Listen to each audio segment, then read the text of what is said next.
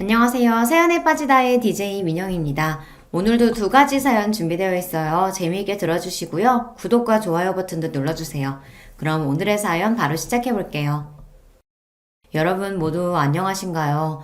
저는 서울에 살고 있는 평범한 여자인데요. 제 이야기도 혹시 사연으로 소개가 될까 싶어서 신청에 한번 나서보게 되었습니다. 저는 결혼을 봄에 했습니다. 4월 중순, 당시에는 아침 저녁으로 적당히 쌀쌀하고 낮에는 포근한 햇살이 가득해서 야외 활동을 하기 유독 좋았던 것으로 기억이 되네요. 남편은 많이 바쁜 사람이었어요. 무역업에 종사하고 있던 사람으로서 주로 국내와 해외의 거래를 살펴주고 다리를 놓아주는 그런 일을 하고 있었죠. 먼 나라 같으면 시차도 상장하잖아요. 때로는 외국 쪽의 시간과 편의에 맞춰서 일을 진행해야 할 때도 많았어요. 그래서 남편은 한마디로 24시간 바쁠 수밖에 없는 입장이었습니다. 가끔은 새벽에도 메일을 쓰고 이런저런 서류를 체크하던 모습을 제가 볼 수 있었네요. 이런 소개만 들어도 왠지 저희 남편 굉장히 전문적인 사람 같고 배울 만큼 배웠을 것 같지 않나요? 그런 느낌이 드셨다면 제대로 맞히신 겁니다. 제 남편은 학창시절 유학을 다녀왔던 사람이에요. 약 6년 정도 해외에서 학교를 다녔고요. 외국어도 상당히 유창합니다. 특히 비즈니스 용어를 외국어로 구사를 잘하기 때문에 무역 같은 전문적인 업무도 맡아서 진행할 수 있었죠. 학창시절에 6여 년을 외국에서 살았다 해도 무조건 외국어를 유창하게 잘하고 외국 생활을 많이 이해하고 이런 건 아니에요. 사람마다 개인차가 있겠으나 6년이 대단한 기간도 아니니까요. 그런데 제 남편은 원체 타고난 기질이 그런 쪽과 맞았나 보더라고요. 사고방식이 약간 외국 스타일이라고 해야 하나요?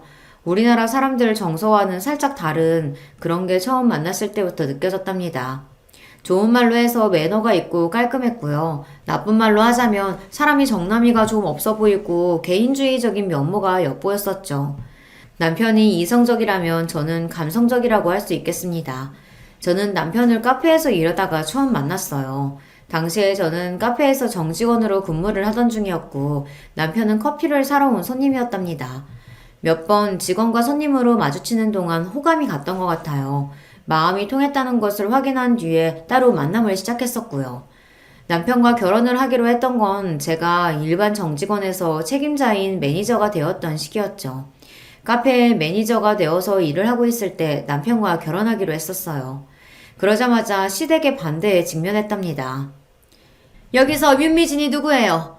윤미진이라는 사람이 여기서 대체 누구냐니까? 놀랍게도 제가 일하던 카페 매장에 들이닥쳤던 인물이 바로 시어머니셨어요. 당시에는 남편을 통해 사진으로나 몇 번 배웠던 게 전부였던 존재였고요. 하지만 실제로 뵙게 된 게 처음이라고 할지언정 못 알아볼 수는 없었어요. 제가 기억력이 너무 뛰어나서 시어머니의 사진들 속 얼굴을 단박에 떠올려냈던 건 아니었고요. 시어머니께서 혼자가 아니셨기 때문에 그랬습니다. 작은 시누이를 옆에 대동하신 채였어요. 혼자도 아니고 둘이 등장하니까 단숨에 남편과 연관이 되어서 연상이 되더군요. 한 가족 아니랄까봐 묘하게 얼굴들에 닮은 기운들이 있었습니다. 오호라, 여기 없나 보죠? 유미진이 보려면 내가 어떻게 해야 될까? 아니요, 여기 있습니다. 제가 윤미진입니다만 무슨 일이시죠? 그쪽이 윤미진이라고? 네, 맞습니다. 실례지만 무슨 일 때문에 그러시는지. 저는 시어머니의 정체를 간파한 뒤였으나 바로 아는 척을 하기에는 민망했기 때문에 모르는 척 잡아떼는 전략을 택했습니다. 그러자마자 시어머니께서 양손을 허리에 얹으시며 크게 코웃음을 치셨어요. 참나, 내가 기가 막혀서. 이거 와, 고작 이런 곳에서 저런 웃기지도 않은 모자에 앞치마까지 하고 허접한 일이나 하고 있었던 게 진짜였어? 그래 놓고서는 감히 누구 아들을 넘본 거래? 가당치도 않네. 네, 무슨 말씀이세요? 혹시 성윤 오빠의 어머님 되시나요? 그래! 내가 박성윤이 엄마 되는 사람인데 하도 어이가 없어서 여기 찾아온 거예요. 아니, 그쪽이 정말 우리 성윤이가 결혼하겠다는 아가씨가 맞아요? 시어머니께서는 제가 차마 이런 상황에서 네라고 대답을 못할 거라고 여기셨는지 아주 의기양양한 표정으로 저를 깔보며 말씀을 하셨어요. 그러나 저는 각종 진상 손님들을 매일같이 상대하며 단련이 된 서비스업 종사자였죠. 겨우 그런 기세로는 저를 물러나게 할 수 없었습니다. 아, 안녕하세요, 어머님. 네, 맞아요. 제가 성윤 오빠랑 결혼하기로 한 사람이에요. 윤미진이라고 합니다. 이렇게 인사드리게 됐네요. 먼저 찾아뵀어야 되는데 그러지 못해서 죄송해요. 제가 해사한 서비스형 미소를 지으며 답변해 들었고 다른 손님들에게 방해가 되니까 자리를 옮기는 것이 좋겠다고 정중하게 안내를 해드리니 시어머니 얼굴이 그때 완전히 썩어 들어가더라고요. 저를 망신을 주며 귀를 납작하게 눌러놓고 겁을 줘서 떨쳐낼 그럴 작정이셨기에 당장이라도 난장판으로 굴고 싶으셨던 게 본심이었으나 제 안내를 따르지 않으면 당신만 무식하고 천박한 사람으로 몰릴 분위기였으니까요. 그도 그럴 것이 한가한 시간대라서 몇 없던 매장 안에 손님들이 이쪽을 힐끗거리며 특히나 시어머니와 작은 시누이 쪽에게 의문스러운 눈빛을 던지고 있었던 겁니다. 결국 제 안내를 따라 바깥 테라스 공간으로 이동하신 시어머니께서는 다짜고짜 본심을 또 꺼내드셨어요. 근데 누구더러 어머님이래? 누가 어머님이에요? 아, 그렇게 부르면 안 될까요? 그럼 어떻게 어머님을 불러야 좋을까요? 어머님이라고 부르지 말라니까. 절대 그쪽한테 어머님 소리 들을 일 없게 할 생각이니까 그런 줄 알고. 네, 알아들었습니다, 손님. 지금 뭐라고 그런 거야? 내가 잘못 들었나? 손님이라고 불려드렸습니다만 혹시 뭔가 잘못됐나요, 손님? 제가 눈을 순진한 모양새로 뜨며 조심스레 반문을 하자 시어머니께서는 당장이라도 뒷목을 잡고 싶으시단 기색이 되었고 작은 시누이가 한 발짝 앞으로 나섰습니다. 짐작은 했지만 역시나 보통 얘기가 아니구나. 싸가지 없는 것 좀 보라지. 누구 앞에서 지금 그렇게 당돌하게 구는 거야? 싸가지가 없다니 저 말씀이세요? 그럼 누구 말씀이겠어요? 저기요. 귀 파고 잘 들으세요. 내 동생은 그쪽 같은 어중이 떠중이 수준의 여자랑 결혼할 인재가 아니거든요? 어디서 못 배워먹고 서비스직이나 전전하는 주제에 간 크게 내 동생한테 수작질이야. 말씀을 너무 이상하게 하시네요. 못 배워먹었다는 기준은 뭔가요? 그리고 우리나라는 자영업의 나라라고 봐도 될 정도인데 그러면 그 많은 사람들 전부 수준 낮게 사는 건가요? 매장 바로 건너편에 있는 식당 사장님은 장사가 너무 잘 돼서 건물을 2채나 가지고 계시는데요. 저희 매장에서 같이 일하는 저보다 1살 어린 직원은 서비스직 일을 꾸준히 한 걸로 돈 잘 모아서 지난달에 작게 집 하나 장만했어요. 제가 속으로는 열불이 터졌으나 겉으로는 차분하고 침착하게 목소리를 냈어요. 그랬더니 작은 시누이의 눈이 앞으로 튀어나올 듯 커졌습니다. 꽤나 열받은 모양새였고요. 어머나 이런 미친 맹랑하게 말 받아치고 또박또박 말대꾸하는 것 좀 봐. 기가 왜 이렇게 강한 거야? 세상에 엄마 얘 진짜 안 되겠다. 상윤이가 잠시 눈이 삐고 뭐에 잘못 털려서 지금 고작 이런 애하고 결혼한다고 하는 건데 우리가 딱 틀어바꿔서 설득 잘해야죠. 작은 시누이가 비장하게 말을 하자 한 걸음 뒤편에서 시어머니께서는 더더욱 비장하게 고개를 끄덕이셨습니다. 어림도 없으니까 꿈도 꾸지 말라는 표정으로 저를 바라보셨고요. 단도직입적으로 말할게요. 이미 파악 다 했고 눈치 다 챘죠? 우리 성윤이하고 결혼하는 거 이쪽에서는 반대입니다. 결사 반대. 그거 알려주려고 온 거니까 가슴에 곱게 새기고서 좋은 말로 할 때 우리 성윤이하고 이쯤에서 헤어져요. 나 원차 수준이 대체 엇비슷하기라도 해야 옆에 갖다 대보는 신용이라도 하지. 이건 뭐 하늘과 땅 차이니 대보려고 할 것도 없어. 표독스럽게 말씀을 하시고서는 혼잣말을 가장한 제 욕을 야무지게 하시는 것도 잊지 않으셨습니다. 그런 시어머니를 빤히 쳐다봐드린 제가 평온하게 대답을 하였어요. 아, 네. 그럼 제가 성윤 오빠하고 이야기를 잘 해볼게요. 뭘 잘해본다는 거예요? 네? 당연히 얘기를 잘해본다는 뜻인데요. 아니 그러니까 내 말은 무슨 이야기를? 그야 오빠 가족들이 결혼 문제를 반대하니까 이제 오빠는 어떻게 할 건지 그런 걸 좀 들어보고 이야기를 잘 나눠야겠죠? 그런 거 없이 그냥 헤어지라니까. 말을 못 알아듣는 거야? 아니면 일부러 이러는 거야?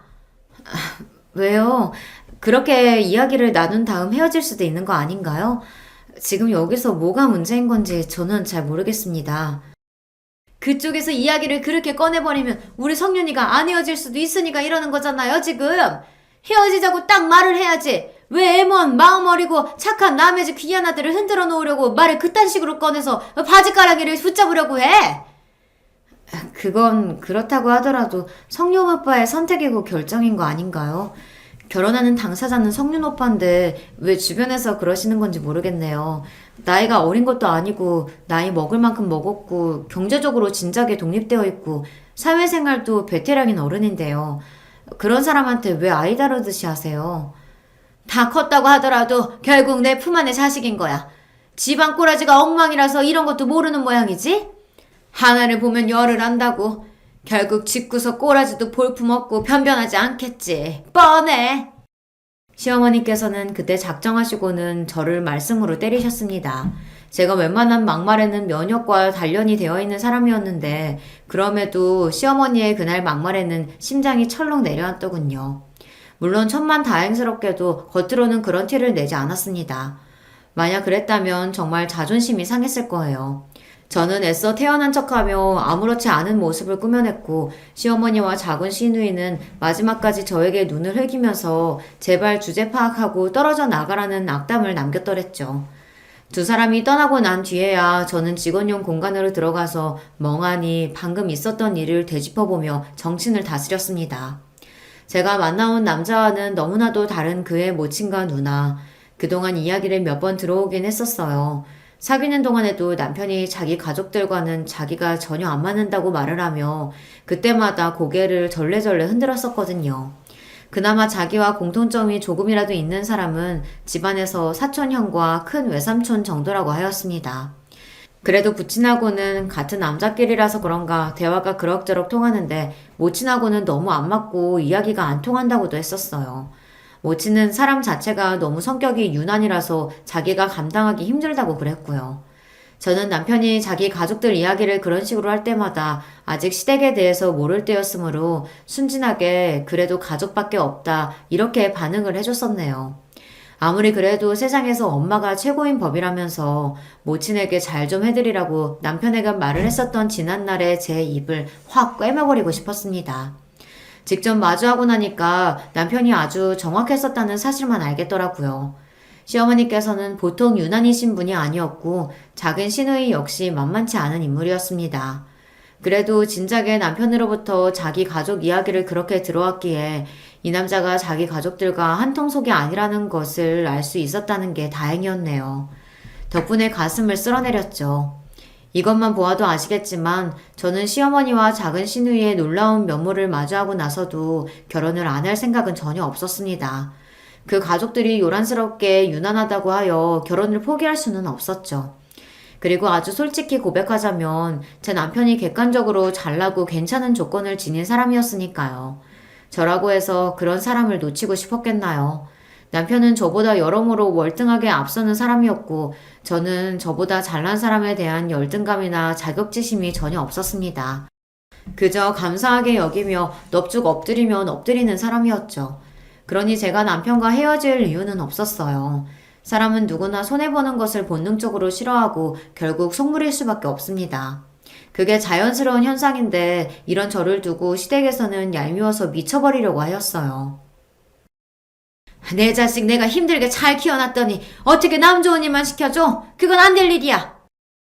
고작 저 같은 여자가 당신의 귀하고 잘난 아들을 채가는 것이 몹시 분해서 절대 용납 못하겠다며 시어머니께서는 눈에 불을 켜셨어요.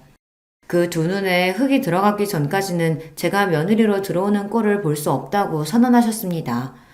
남편은 기가 막혀 했어요. 저한테서 시어머니와 작은 시누이의 기습 방문 사건을 다 전해 듣고서는 무척이나 참담해했던 남편이었죠. 어처구니 없는 논리의 반대 따위 때문에 저와 결혼을 못하는 일은 없을 거라며 단호한 태도로 저를 안심시키기도 했었답니다. 제가 꼬랑지를 말고 주랭랑을 치지 않았으며 남편은 저와 결혼할 생각이 강하다는 것을 아시게 된 시어머니께서 길길이 날뛰셨죠. 성윤아, 너 정신 차려. 네가 이렇게 지금까지 힘들게 노력하면서 잘 살아왔는데 어떻게 여자를 고작 그런 수준하고 만날 수가 있어? 연애만 한다고 그러면 내가 양보할게. 그치만 결혼은 아니지. 성윤이 너는 네 자신한테 부끄럽지도 않아? 가족한테 미안하지도 않은 거야? 그래? 어머니, 자꾸 왜 그러세요? 세상에 자식 키우는 일이 쉬운 사람도 있나요? 그리고 노력 안 하면서 사는 사람도 있나요? 저는 그냥 평범한 누군가의 자식일 뿐이고 평범한 사회인일 뿐입니다. 제가 뭐 대단한 사람씩이나 된다고 수진이니 뭐니 하면서 누군가를 깎아내려야 해요? 그렇게 따지면 미진이도 대단한 사람이에요. 아니, 저보다 더 대단하죠. 성격도 밝고요. 사회성도 저보다 훨씬 더 좋고요. 제가 못하는 영역에서 뛰어난 재능을 가지고 있어요. 저보다 어리지만 어쩔 때는 제가 배울 점이 많은 사람이라고 느낄 때도 있습니다. 외유내강이라서 아주 단단한 사람이에요. 저보다 나아요. 네가 정말로 미쳤구나. 우리 성윤이가 돌아도 아주 단단히 돌아버렸어. 지금 그게 네가 내 앞에서 할 소리니? 여자 하나 잘못 만나서 네가 완전히 불효자가 되어버렸구나. 뭘 또 그렇게까지 말씀하고 그러세요. 자식이 마음에 맞는 사람 만나서 결혼하고 싶다는데 어머니는 그게 그렇게나 못마땅하신가요? 가만 보면 어머니는 저에 대한 신뢰가 없으신 것 같아요. 저를 못 믿으시니까 지금 제가 원하는 결혼도 반대하시겠다는 거잖아요. 아니, 내가 성령의 너를 못 믿고 그런 게 아니라 사람은 자기 수준에 맞는 사람하고 어울려 지내는 게 맞는 법이야. 근데 네가 결혼은 너무 격이 떨어지는 여자랑 하겠다니까 내가 열불이 안 터지니? 네가 지금 눈에 뭐가 씌어서 그래. 외유내강이라니. 그런 소리는 하지도 마라. 내가 딱 보니까 겉으로도 이미 싸가지 꽃이 만개하던데 너는 그런 여자를 두고 뭔 외유내강 타령이니? 그게 네가 지금 한참 잘못 돌린 상태라는 증거야. 세상 천지에 어디 여자가 없어서 고작 그런 여자하고 이건 용납할 수 있는 수준이 아니지. 너 나중에 후회할 짓 하지 말고 지금 이쯤에서 정리해. 결혼 상대로 걔는 아니야. 그러니까 어머니는 끝까지 반대를 하시겠다는 거죠. 제가 이렇게나 강경한데도요. 성윤이 네가 그 강경한 태도를 꺾어야지. 어머니 뜻은 잘 알겠습니다. 아휴, 네가 드디어 내 말뜻을 이해했구나. 그래, 잘했다. 그냥 제가 알아서 결혼할게요. 응? 알아서 결혼한다니. 그게 지금 무슨 소리니? 말 그대로예요. 집에서 일절 도움 안 받고 제 힘으로 결혼하겠습니다. 그러면 되는 거잖아요. 아니, 그건 아니지. 되기는 뭐가 돼? 성윤이 너 가족들 실망시키고 가슴을 대못 받고 그러면서 결혼할 수 있어? 너 그렇게나 그 싸가지 없는 애가 좋았던 거니? 죽어도 꼭 걔랑 결혼을 해야겠어? 다른 여자라고 해도 어차피 어머님 마음에 안 들면 땡 아닌가요? 저는 어머니가 그렇게나 원하시고 대단한 잘난 조건 맞춰서 여자 만날 마음도 그럴 자신도 없어요. 그러니 다른 여자를 만나도 또 이런 상황에 놓이지 않을 거라는 보장이 없는 것 같아요. 그럴 바에는 제가 제 힘으로 알아서 조용히 결혼하겠습니다. 암만 해도 이러는 게 정답이에요. 눈에 불을 켜시고 저를 반대하셨던 시어머니를 향해 남편은 엄청난 한 수를 날려버렸고요. 그건 말로 홈런이라고 할 수 있었습니다. 남편이 그렇게 나오자 시어머니 입장에서는 말문이 완벽하게 막혀버릴 수밖에 없었거든요. 그 상황에서 무슨 말이 더 나올 수 있었겠어요. 게다가 남편이 자기가 하는 일이 지금부터 앞으로 3년 정도는 무조건 미치게 바쁠 수밖에 없는데 빨리 결혼 문제를 해결하고 끝내버리고 싶은 마음이 간곡하다고 하니까 시어머니로서는 더욱 꿀먹은 벙어리가 되실 수밖에 없었습니다. 아들은 인생 설계까지 차곡차곡 쌓아놓은 채로 얼른 결혼 문제를 치워버리고 싶은 건데 어미된 입장으로서 당신이 쓸데없는 억지를 계속 부린 것처럼 여겨지셨겠죠. 혼자 힘으로 알아서 결혼을 해버리겠다는 당신의 아들이었고 이러나 저러나 결혼을 해버릴 거라면 차라리 허락해주는 모양새를 내는 편이 훨씬 낫다는 것을 시어머니께서는 금세 깨달으셨습니다.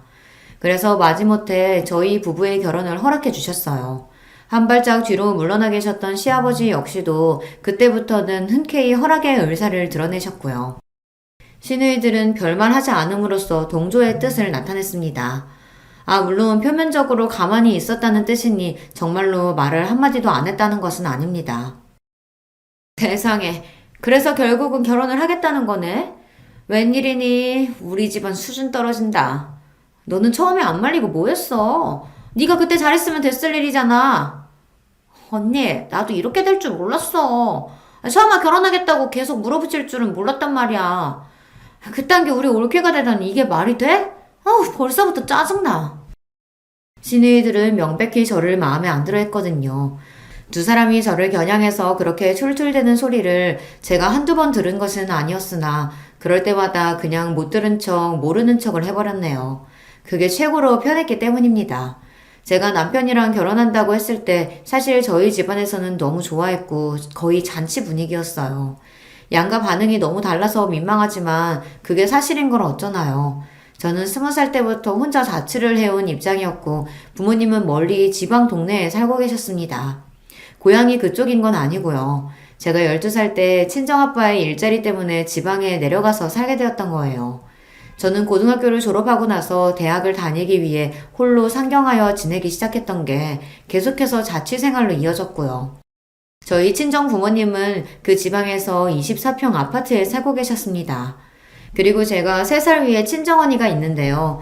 친정집에서 차로 15분 정도 걸리는 거리에서 살았습니다. 친정언니는 이미 결혼해서 조카를 키우고 있었고요.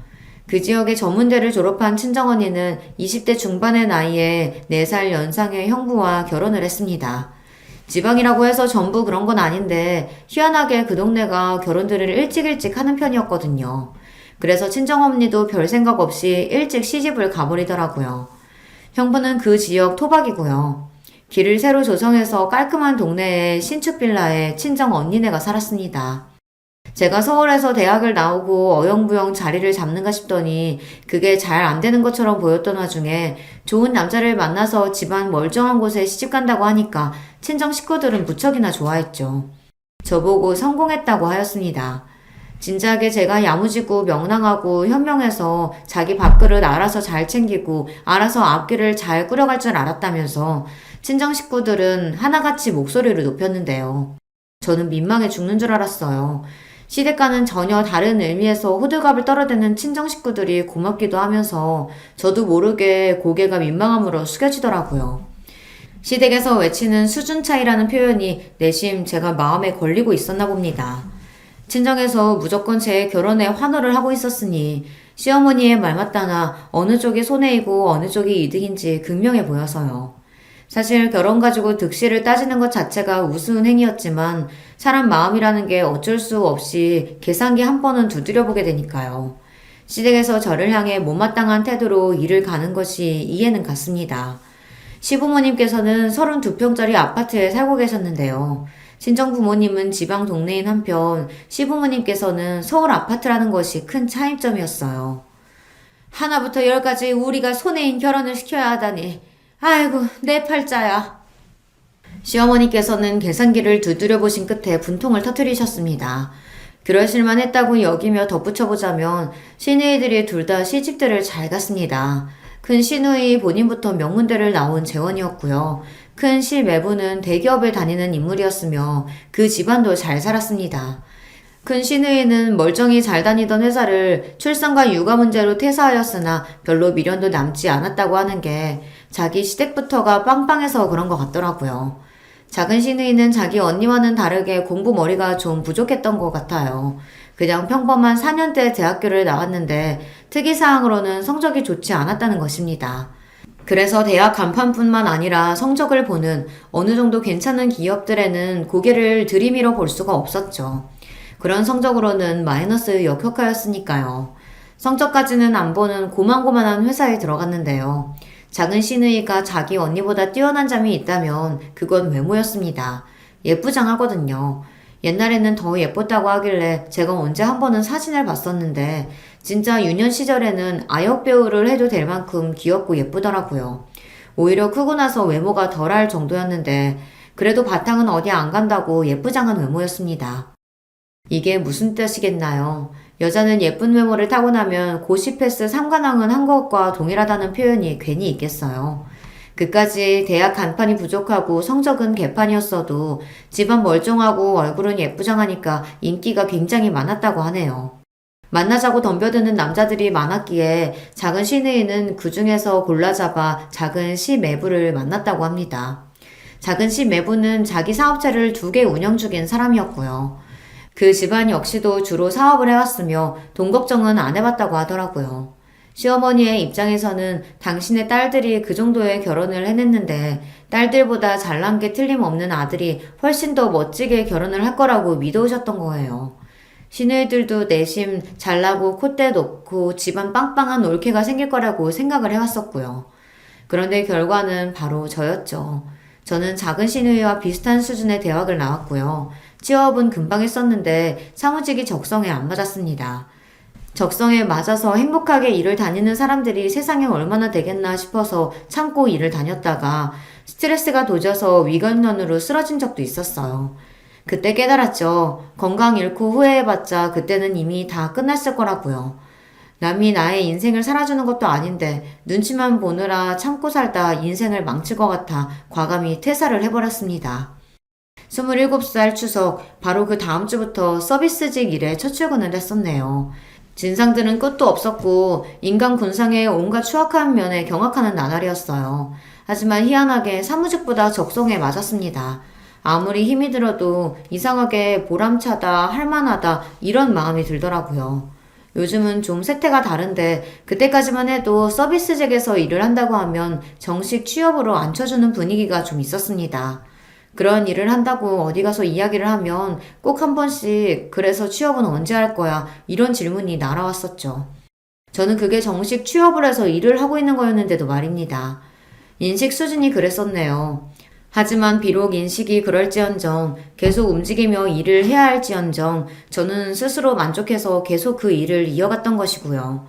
결혼하고 나서 또 그만둘 생각은 없었습니다. 그게 당연하다고 여겼어요. 하지만 결혼하고 딱 2달 만에 시어머니의 지적을 받게 됐었죠. 너는 그 우라질 놈의 일 언제 때려칠 거니? 네? 왜 그러세요? 혹시 제가 그 일을 계속하면 안 되는 걸까요? 그따위 것도 직장이랍시고 계속 다니는 꾸라지가 우스워서 그렇지. 대체 언제 그만두려나 지켜보고 있었는데 그만둘 기미가 안 보여서 내가 먼저 말을 꺼내는 거다. 너는 알아서 제깍제깍 눈치껏 행동할 것이지 꼭 나한테 싫은 소리 하게 만들어야겠어? 저는 제 일이 좋은데요. 비록 돈은 많이 안 벌리지만 이 정도만 벌어도 괜찮다고 생각해왔고요. 항상 보람이 넘치고요. 꽤 즐겁고 제가 이제 관리자이기 때문에 책임감도 있어요. 웃기고 자빠졌네. 그런 일이 연봉 협상이나 제대로 되니? 쉬는 날도 고정 없이 매일 근무 시간도 바뀌고 그게 어디 멀쩡한 일이라고 할 수가 있어? 왜? 차라리 공장에 가서 3교대를 뛰지 그러니? 그건 근무표라도 고정으로 나와 있을 텐데. 돈도 훨씬 더 많이 받을 텐데. 그렇잖아. 저는 돈도 돈이지만 지금 이 일이 저한테 맞아서 하고 있는 건데요. 마음에 안 드시겠지만 그래도 제 영역을 기본적으로 존중해 주셨으면 좋겠어요. 존중? 뭔 놈의 존중? 야, 존중을 받을 만한 행동을 하고 나서 그런 말이라도 해야 되는 거 아니야? 꼭 이렇게 없는 것들이 파락파락 대들면서 할 말은 다 하더라. 이게 다 무식해서 그래. 살아온 수준이 그것밖에 안 되니까. 네가 내 아들하고 결혼했으면 이 집안에 발을 들인 거고 네가 그따위로 사는 거 우리 식구들 얼굴에 먹칠하는 것이기도 하단다. 이런 점을 너는 그 모자란 머리에다가 꼭 새겨야 할 필요가 있어 보이는구나. 지적질도 얼마나 사람 기분 나쁜 방식으로 하시던지요.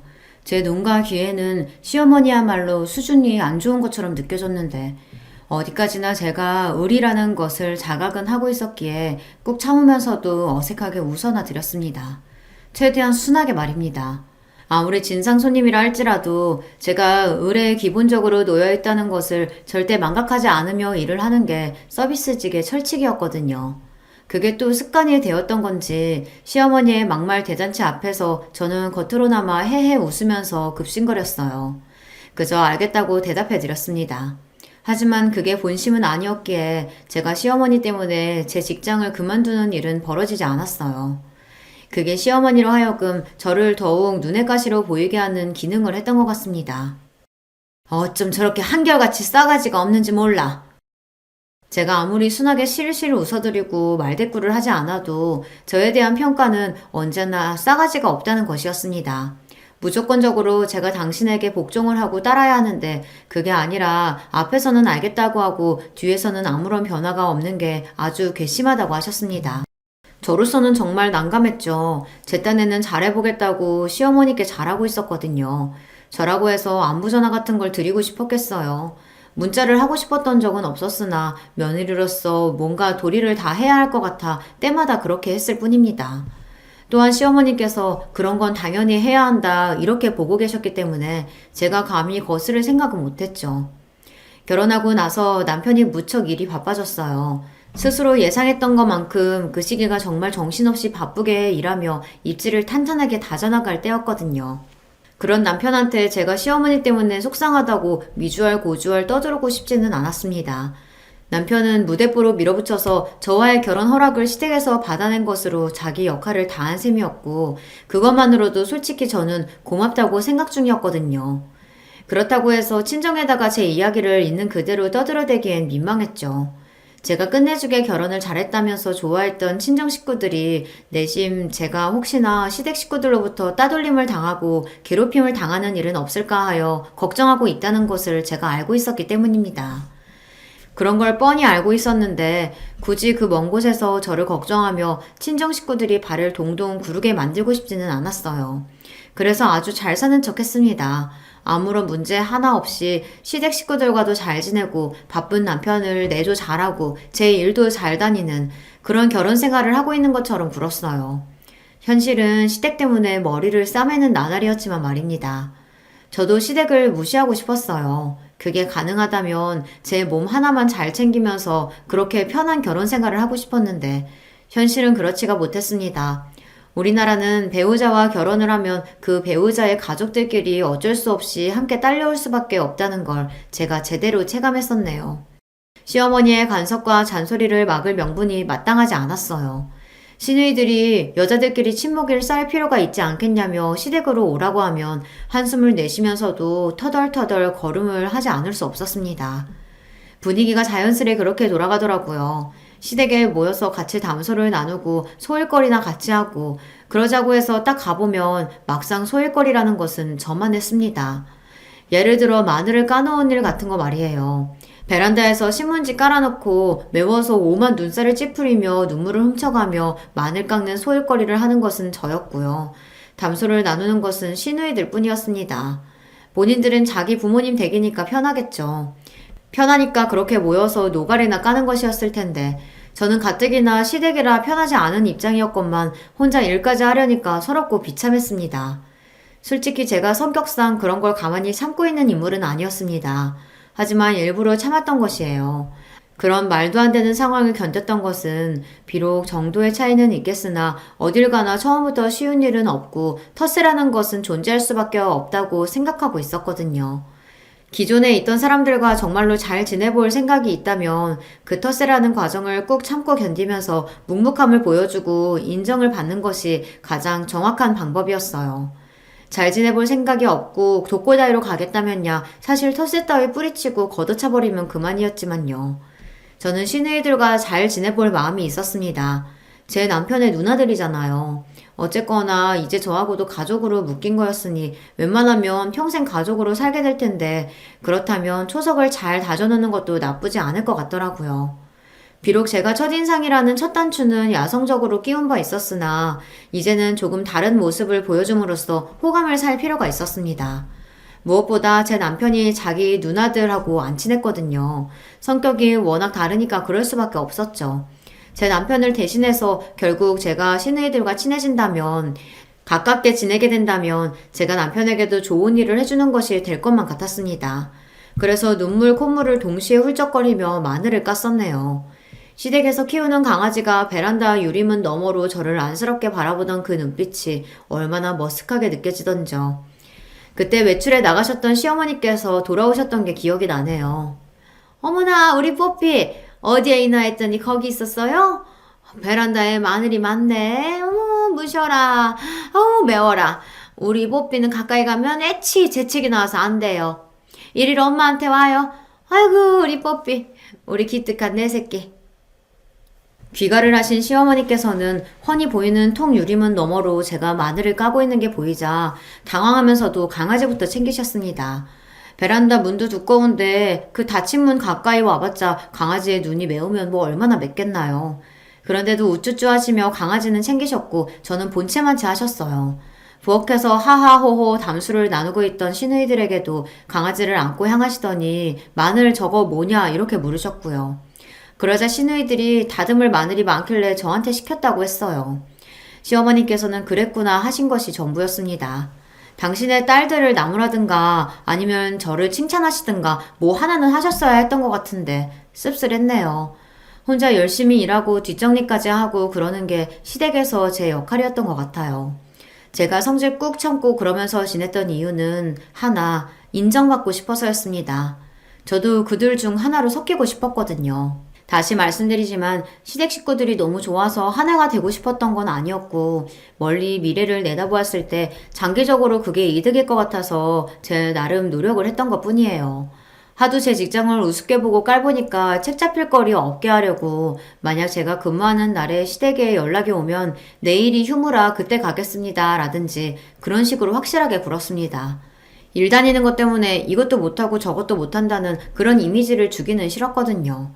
매장이 명절 때도 영업을 했었는데 제가 매니저다 보니까 그런 중요한 날에 우선 근무가 됐어요. 그랬더니 시어머니께서 무식하게 실이 추석 때도 일한다고 욕을 한 바가지 하셨죠. 천하게 살면 그런 거야. 이래서 사람이 윗물에서 놀아야 하는 건데. 아유, 수준 낮아. 고작 그따위 돈 받으려고 명절에도 일을 나가야 하는 거냐며 시어머니께서는 혀를 끌끌 차셨습니다.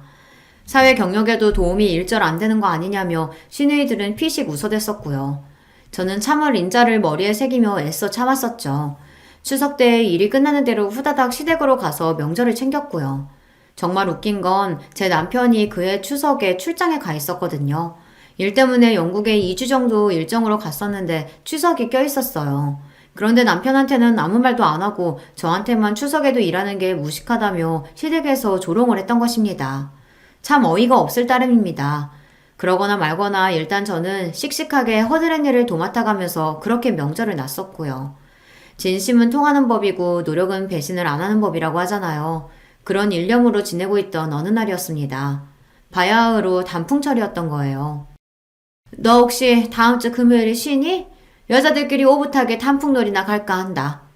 네, 저 금요일에 쉬어요. 단풍놀이요? 너무 좋네요. 그래? 마침 잘 됐구나. 딱이다. 근데 시댁에서 단풍놀이를 간다는 겁니다. 단풍 구경을 가려고 시누이들이 그날 자기 아이들도 떼어놓고 오겠다면서 미리 신이 난 기색들이었는데요. 저도 덩달아 들떴습니다. 얼마 전 추석 때 그 개고생을 하면서 눈칫밥을 얻어먹으며 서름을 당한 보람이 있다고 생각이 됐고요. 드디어 저의 지난 노력이 결실을 맺는구나 싶었더랬죠. 시댁에 모여서 같이 출발하는 일정이었고요. 시어머니, 시누이들과 단풍놀이를 간다고 남편에게도 자랑을 다 해놨었고 제가 오죽 들떴으면 친정 식구들한테도 전화를 돌려서 말했었네요. 당일이 되어 모자랑 바람막이, 잠바까지 새로 사서 갇혀입고 시댁에 도착했습니다. 시누이들은 이미 와 있었고 시어머니께서는 이제 막 준비를 마쳐가고 계셨어요. 형님들, 어머님, 저 왔어요. 곧 출발하면 되죠? 그래, 왔구나. 네가 이따가 뽀삐 점심밥 좀 챙겨주고 여차하면 간식통에서 개껌 하나 꺼내다가 그것도 주고 그렇게 하면서 있어. 우리는 이제 나가볼 테니까. 네? 뽀삐 점심밥이요? 저도 오늘 같이 가는 거 아니었나요? 단풍놀이 말이에요. 수준 안 맞게 시리 우리가 왜 너를 데리고 가니? 요새 뽀삐가 컨디션이 안 좋아서 혼자 둘 수가 없었는데 네가 우리 뽀삐 봐주면 딱이라서 부른 거야. 심장이 철렁 내려앉았고 얼굴이 뜨거워지기 시작했습니다. 저를 향해 키득거리는 시누이들의 모습까지 보니 머리가 어지럽더군요. 이건 완전히 사람 하나를 가지고 논 모양새였어요. 저를 바보로 만들었습니다. 이게 바로 시댁에서 그렇게나 운운해 대는 수준인가 싶어 기가 막혔습니다. 어머님, 이건 아니죠. 그동안 저는 최선을 다했는데 지난 7개월 동안 하루도 빠짐없이 최선을 다해서 노력한 결과가 이건가요? 그럼 빠짐없이 최선을 다해야지. 드문드문 다하는 최선도 있다니? 너 말을 되게 요상스레한다. 너의 싸가지가 바가지인 것을 우리가 처음부터 다 알고 있는데 아닌 척하면서 꼬리만 살랑살랑 흔든다고 해서 뭐가 해결될 줄 알았어? 우리를 바보로 알아? 하여간에 수준 낮아. 시어머니께서 혀를 끌끌 차며 집을 나가셨고 시누이들이 피식 웃으면서 그 뒤를 따랐습니다. 뽀삐를 잘 부탁한다면서 즐거운 목소리들을 내더라고요. 저는 거실 소파에 털썩 주저앉아 멍하니 지금의 상황과 그간 있었던 일들을 곱씹어 봤습니다. 결혼하고 나서 쭉 지금까지 제가 바보짓만 해온 것 같더라고요. 7개월간 저 혼자 똥개 훈련을 받은 것과 다름없었습니다. 저를 받아줄 마음도 없으면서 실컷 부려먹기나 부려먹고 농락해온 시댁 식구들이 원망스러웠고요. 가장 후회가 되는 것은 안 될 것에 매달려온 제 자신이었어요. 심호흡을 하며 정신을 차렸고 간만에 두 눈에 도끼를 띄었습니다. 그리고 단풍놀이를 즐겁게 떠난 시어머니와 시누이들은 제가 전송한 사진 한 장을 받고서 충격에 빠졌죠. 이게 뭐야? 내 새끼가 왜 피를 흘리고 쓰러져 있어? 이거 거실 바닥이잖아. 여기에 내 새끼가, 아이고, 우리 뽀삐야! 입에서 피를 흘리며 옆으로 힘없이 쓰러져 있는 강아지의 사진을 받아본 시어머니께서 절규하셨고, 더 먼저 침착함을 찾은 시누이들은 저에게 전화를 걸었습니다. 저는 받지 않고 끊었고요. 그 후에는 아예 휴대폰 전원을 꺼버렸습니다. 단풍놀이고 뭐고 다 때려치우고 울며 불며 황급히 귀가를 할 수밖에 없었죠. 너 우리 뽀삐한테 무슨 짓을 한 거야? 너 내가 가만히 안 둘 거야? 시어머니께서 울부짖으며 집으로 들이닥치셨고 저는 태연하게 눈을 꿈뻑였습니다. 그리고 집에는 시아버지 남편 또한 함께였어요. 제가 두 사람에게 가능하다면 꼭 와달라고 연락을 돌렸거든요. 제가 혼자가 아니란 것을 그제야 아신 시어머니께서 당황하셨고 뒤따라 들어온 시누이들은 멀쩡한 강아지를 발견하고 깜짝 놀랐습니다. 시어머니께서도 어리둥절해 하시면서 안도의 한숨으로 강아지를 안아드셨고요. 왜 이렇게 일찍 오셨어요? 몰라서 묻니? 우리 뽀삐가 잘못되는 줄 알았으니까 그렇지? 아까 사진, 그 사진 뭐야? 아, 그거요? 냉장고 청소하고 있었는데 토마토 케찹의 유통기한이 다 됐더라고요. 그래서 옆에 바닥에 먼저 꺼내놨었는데 뽀삐가 그걸 거실로 물고 가서 장난을 치지 뭐예요. 그러면 안 된다고 혼냈더니 시무룩해서 옆으로 들어 눕더라고요. 어쩌면 좋을까 싶어서 사진 찍어 보내드렸던 거예요. 사진의 보정을 살짝 가미해서 절묘하게 연출했다는 사실은 굳이 덧붙이지 않았습니다. 전화는 왜 안 받았냐고 시누이들이 따지길래 배터리가 다 돼서 꺼졌다고 했고요. 태연하게 받아치니까 세 사람 다 부글부글 속만 끓어오른 모양새로 더 이상 아무 말도 못하더군요. 그때 시아버지께서 입을 여셨습니다. 내가 상관한 일 아닌 것 같아서 그동안 그냥 뒀었는데 해도 너무하는구만. 당신 적당히 좀 해. 그리고 너희들도 마찬가지다. 대체 나이는 어디로 먹었냐? 너희들 그러고도 자식 낳은 애 엄마들이라고 할 수 있어? 애들한테 부끄럽지도 않아? 셋 다 아주 똑같아. 모전 여전이야. 에휴 징그러워. 시아버지께서 진절머리를 치셨고 그러자 시어머니의 얼굴이 빨갛게 달아올랐어요.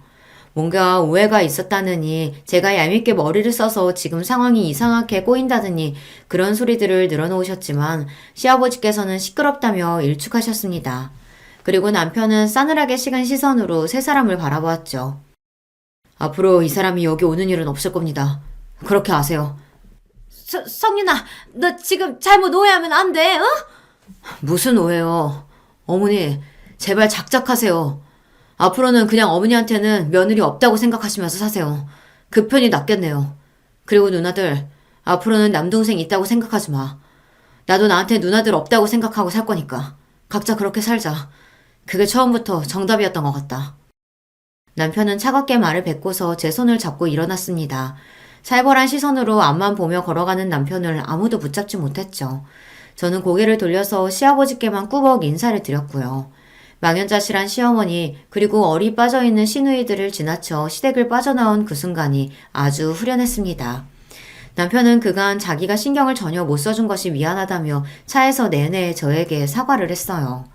저는 제가 자초한 것이 컸다고 말을 하며 고개를 가로저었습니다. 서로에게 미안해하기보단 앞으로 서로에게 최선을 다하며 즐겁게 살아보자고 저희 부부가 서로에게 약속을 한 날이었네요. 이튿날 친정 식구들이 단풍놀이는 잘 다녀왔냐며 저에게 연락을 하길래 저는 시댁에 시옷자도 꺼내지 말라고 대답한 뒤 그간 있었던 일을 드디어 다 털어놓았습니다. 친정 식구들이 놀라서 뒤집어졌고요. 이미 후련하게 마무리가 된 일이라는 것에 한숨을 쉬기도 하였습니다. 괜히 미안한 마음이 들었고 남편하고 더욱 잘 사는 모습으로 보답하겠다고 다짐을 했었죠.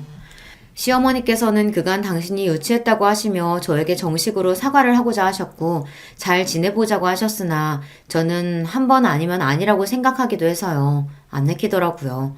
시누이들도 저에게 미안하다고 하며 남편의 마음을 제가 좀 잘 달래보라고 그랬는데 그냥 피식 웃음만 나왔습니다. 이제 제 안에서 시댁 식구들과 잘 지내보고 싶은 마음이 다 사라진 뒤였던 거예요. 그간 발버둥을 쳐온 게 후회돼서라도 더 활기차게 제 일상에 집중하고 남편에게 더욱 신경 쓰며 그렇게 잘 지냈고요. 스트레스 요인이 사라져서 그런지 제 얼굴도 아주 환해졌답니다. 시어머니께서는 졸지에 전에 없이 시아버지의 눈치를 보시면서 그렇게 지내시게 되었다는 후문이고요. 시늘드도 있는 듯 없는 듯 그렇게 조용히 지내고 있답니다. 안녕하세요. 만나 뵙게 되어 반갑습니다. 저는 경기도에 살고 있는 30대 후반의 여성입니다. 글재주가 워낙 없음에도 이렇게 사연을 직접 보내게 된 건 저에게 차마 남들한테는 말 못할 기막힌 사건이 생겼기 때문입니다. 참고로 길고 지난한 이야기지만 그래도 한번 용기 내어 이야기하려고 합니다. 그저 재밌게 들어주시길 부탁드립니다. 저는 몇 달 전 죽음의 문턱까지 다녀왔습니다. 네, 거의 죽을 뻔했었죠. 그건 어떤 예측 못할 우연도 피할 수 없는 운명 같은 일이 아니었어요. 우리 가족을 죽음의 구렁텅이로 밀어내려고 했던 누군가로 인한 것이었죠. 만약 저도 이 이야기를 다른 사람에게 듣는다면 말도 안 된다며 쉽게 믿지 못했을 그런 일이었죠. 지금부터 시작해 볼게요. 저는 자식 부자인 집에서 태어났습니다. 그 중에서 전 5형제 집안의 넷째로 자랐죠. 첫째, 둘째 오빠들과 셋째 언니, 저, 막내 남동생 이렇게 5명이요. 원래 타고난 상황 그대로였으면 그래도 입에 풀칠은 할 만한 집이었을 텐데 자식이 원체 많다 보니 형편이 늘 부족하고 궁핍했죠. 엄마는 자식들 뒷바라지 집안일 하느라 일을 구할 수 없었고 그러다 보니 아빠의 외벌이로만 살게 되었거든요. TV 수리 기사였던 아빠의 월급은 7 식구가 먹고 살기엔 늘 부족한 돈이었습니다. 그런 어려운 상황 속에서도 우리 가족은 늘 화목했어요. 돈이 있으면 행복하지만 행복하기 위해서 꼭 돈이 필요한 건 아니더라고요. 그보다 더 중요한 건 사랑이라는 걸 저는 일찌감치 가족들을 보며 깨우쳤습니다. 막내 동생을 제외한 나머지 형제들이 고등학교, 중학교에 올라간 때부터 우리는 적극적으로 부모님을 도왔어요. 오빠들은 부모님의 걱정을 덜어드리기 위해서 학교를 다니면서도 늘 아르바이트를 경험했고 저랑 언니는 눈 뜨자마자 가족들의 식사를 챙기고 학교 후에는 일찍 집에 와 동생 공부를 돕거나 집안일을 했어요. 덕분에 엄마도 여유가 생기니 부업을 시작할 수 있었죠. 그 모든 건 가족들이 사랑으로 서로를 이해하고 배려하니까 가능했던 일이라고 생각해요. 본인만 생각하는 이기적인 사람이 없었고 더욱더 나서고 희생하려는 사람만 있었거든요. 너무나 사랑하는 소중한 가족을 위해서요. 그래서 전 어릴 때부터 가족이란 응당 그런 분위기라고 생각했어요. 어려운 순간에도 서로의 힘을 합쳐 위기를 극복하는 언제나 사랑으로 화기애애하고 하고 화목한 그런 분위기를요. 그런데 나이가 들면서 넓은 세상으로 나와보니 삶의 모양은 참 다양하고 복잡하더라고요. 나에겐 당연했던 모양이 다른 삶 속에서는 완전히 뒤바뀐 모습으로 존재할 수 있다는 걸 서서히 이해하고 받아들이게 됐습니다. 그렇지만 그건 어디까지나 한 발 떨어진 제3자의 시선일 뿐이죠. 결혼을 통해 우리 가족과는 전혀 다른 모습의 새로운 가족이 생기게 되면서 그 사실을 피부 가까이 느낄 수 있게 되었습니다. 제가 성인이 될 무렵 가족의 형편은 전보다 많이 여유로워졌어요. 오빠들은 일찍 취직을 했고 언니도 대학에서 또 공부하는 게 싫다며 20살이 되자마자 취직을 했거든요. 그래서 전 비교적 운 좋게도 원하는 대학을 별다른 걱정 없이 입학할 수 있었죠. 최소한 대학 등록금으로 걱정할 필요 없이요. 그렇게 대학을 졸업하자마자 곧바로 원하던 회사에 취직까지 하게 됐어요. 전 평소에 끈기와 인내가 강하다는 이야기를 많이 듣거든요. 항상 그 끈기 하나로 원하는 바를 꾸준히 밀어붙인 덕분인지 순탄하게 풀렸던 것 같아요. 거기까지는 좋았습니다. 꿈꾸던 대학에 들어갔고 업계에서 유명해 평소 꿈꾸던 회사까지 가장 빠른 시간 내에 올바른 정석을 불리는 길로 이뤄냈어요. 당시 오래 사귀던 남자친구도 있었고 30살이 되면 결혼하자는 이야기가 오갔죠. 부모님은 이런 저를 항상 대견해 하셨고 오빠와 언니, 동생도 자랑스러워했어요. 비록 어려운 형편이었지만 그 모든 걸 극복해내고 지금까지 달려온 저 자신이 스스로도 만족스러웠습니다. 하지만 불행은 회사에 들어가고 1년 후부터 시작됐어요. 후임이 들어오고 나서 저의 업무는 눈에 띄게 늘어났습니다. 야근은 기본이 되고 마치 퇴근 시간이 정해진 것처럼 늘 오후 11시에 회사 밖을 나올 수 있었어요. 그래도 1년차 신입 때까진 그보다 조금 덜한 업무량이어서 버틸 수 있었거든요. 연봉이 적은 편도 아니었고요. 그런데 정말 말도 안 되게 늘어나는 일을 보면서 돈이나 회사 이름이 중요한 게 아니라는 걸 알았어요. 집에 도착하자마자 세수만 하고 곧바로 기절하듯 잠들어 5시간 후에 일어나 출근 준비를 해야만 했어요. 또 회사에 가면 커피 한 잔 마실 수 있는 시간도 없이 몰아닥치는 업무를 해야 했고 늘 저만 찾는 상사들의 뒤치다거리를 하느라 제대로 정신을 차릴 수 없었어요. 그 와중에 후임을 안내하는 일까지 해야 했으니 정말 중간에 껴서 환장을 노르시더라고요. 게다가 주말이라고 마냥 쉴 수도 없었습니다. 회사에서 못다한 잔업을 마저 해내야 했거든요. 이렇게 쳇바퀴처럼 정신없이 흘러가는 삶이 저에겐 너무 버거웠어요. 참다 못해 선배들에게 이런 고충을 토로하니 지금이 가장 바쁜 시기라서 그렇다며 조금만 더 버티란 말밖에 안 하더라고요. 당시엔 너무 마음이 삐뚤어져 있어서 그런지 제가 그만두면 본인들한테 일이 더 편중될까봐 붙잡아두려는 심산으로 보여서 얄밉게 느껴지더라고요. 버티고 버티자 참고 또 참자는 마음으로 전 그렇게 무려 2년을 버텼습니다. 2년의 시간 동안 가장 큰 변화는 대학교 때부터 만나던 오래된 남자친구와 이별하게 됐다는 거예요.